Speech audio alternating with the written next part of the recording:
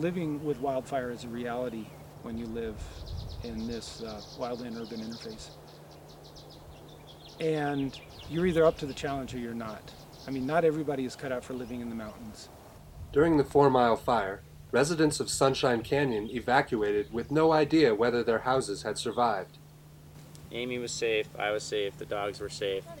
I think that's all we could ask for. You know, everything else that was here is replaceable. You know, it's an inconvenience and it's not fun, but it's not the end of the world. This time, displaced residents had new ways of following the fire online. In this age of the internet, you can listen to the fire and police radio traffic on your PC with a web browser, because now all those radio channels are repeated out over the internet. In fact, some of the most avid Twitter contributors actually weren't in or near the fire.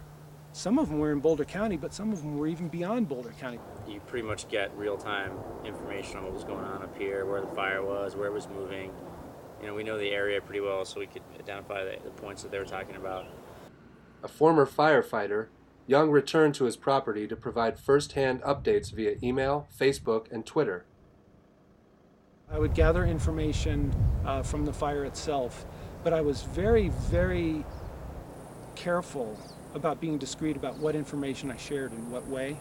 I consider specific information about specific structures destroyed, I consider that almost to be private or privileged information.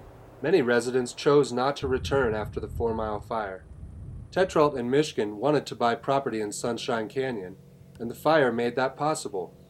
The fire was really convenient because we wouldn't have been able to afford it before. The property is 21 acres, plus it had a 3-bedroom house and then our house. It was worth way too much money, but once that house burned down and a little bit of cost discount for the fire, now we can afford it. So it actually was great. The residents of Sunshine Canyon are learning that wildfire risk is part of the give and take of living near wildlands. You know, I think people have had their ups and downs, but at the end of the day, it's going to matter. I don't know, how much did you like living up here? How much was your property affected? I would say the majority of people that I've spoken to, they want to rebuild and come back. I think it's just hard. What is important to us? Clearly, it's not the structures themselves. Clearly, it's not boards and plaster.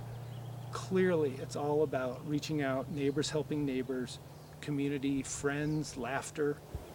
So how do we restore that to our community? And it's a real challenge. With experience, innovation, and resolve, they will live with the threat of wildfire.